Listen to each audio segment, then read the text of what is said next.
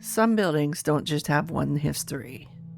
This one began as part of one of the largest psychiatric hospitals in the United States. It later became one of Georgia's most notorious prisons.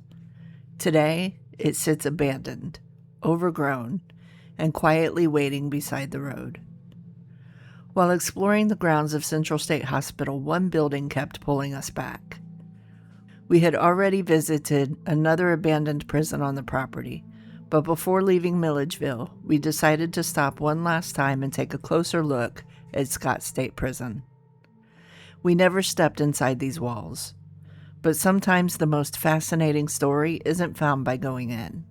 Sometimes it's found by understanding what happened here in the first place. Today we're uncovering the remarkable journey of a building that transformed from a place of healing into a place of confinement, and now stands as one of Georgia's most haunting reminders of the past.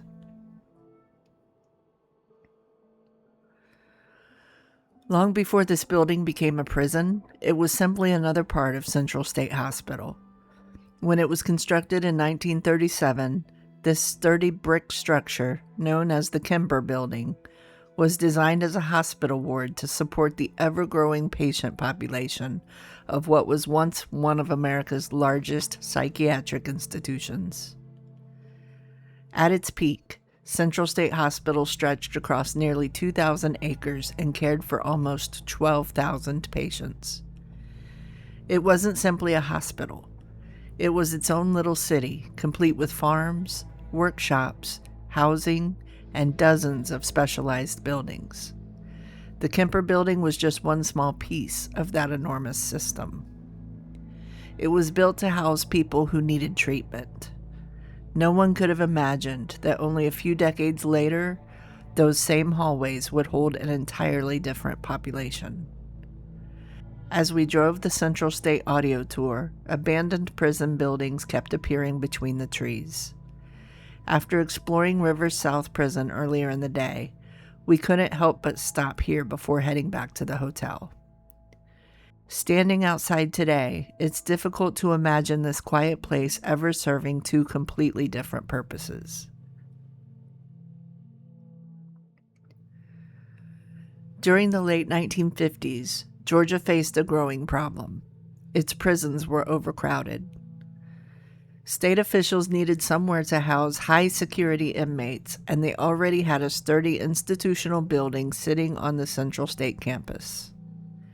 Instead of constructing an entirely new prison, they transformed an old psychiatric ward into one.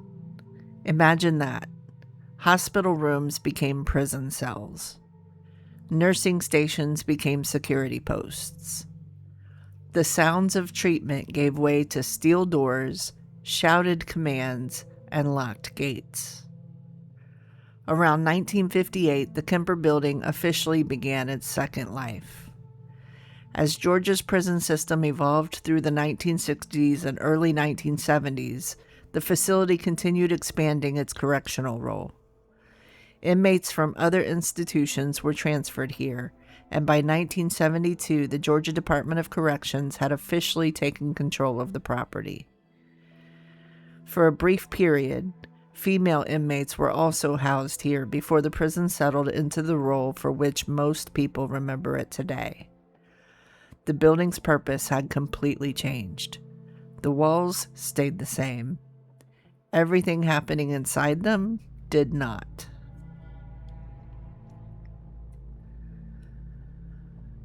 For years, the prison operated simply as another correctional facility. Then tragedy changed its identity forever. On September 18, 1980, Correctional Officer Frank C. Scott, Jr. was supervising inmates during a transport. Scott was a United States Army veteran who had dedicated himself to public service after his military career. According to reports, several inmates had intentionally sabotaged the bus. During the trip, the brakes failed. The bus crashed. Officer Scott was killed in the line of duty. In one heartbreaking detail, that day was also his 32nd birthday. 4 inmates later pleaded guilty for their roles in the incident and received additional prison sentences.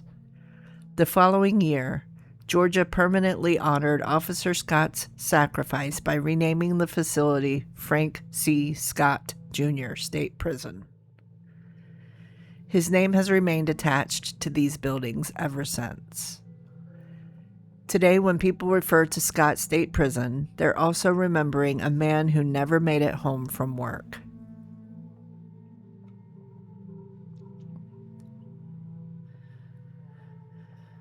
Today, Scott State Prison feels very different. Nature has started reclaiming what people left behind. Vines climb the brick walls, trees press against old fences. Tall grass hides pieces of the property that were once carefully maintained. We had hoped to get a closer look, but things had changed since our last visit. The vegetation had grown considerably thicker, and there really wasn't a discreet or safe place to pull off the road. Sometimes respecting a place means recognizing when it isn't the right time to force your way inside. So instead, we admired it from outside. And yes, I couldn't resist bringing home one little souvenir. Just a simple rock from the edge of the property, nothing valuable. Just another small reminder of a place whose story deserves to be remembered. While we were taking pictures, another vehicle pulled in behind us. A few guys jumped out and one of them proclaimed, "You're under arrest." Thankfully, they were joking. As it turned out, they were urban explorers from Daytona who had stopped for exactly the same reason we had. We spent a few minutes comparing notes about which abandoned buildings we'd each visited before wishing one another safe travels. Sometimes history has a funny way of bringing complete strangers together.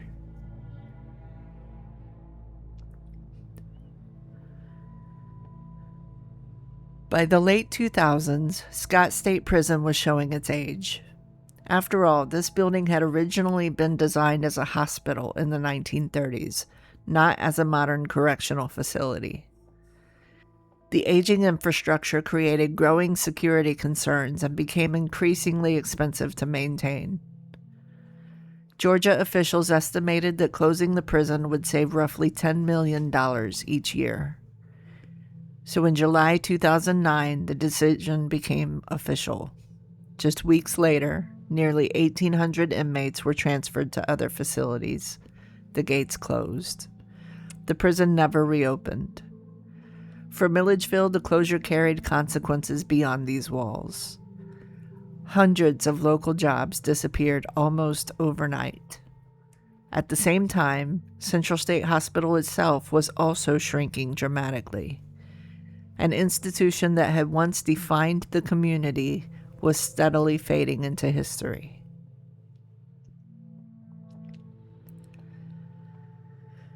Today, Scott State Prison has become something else entirely.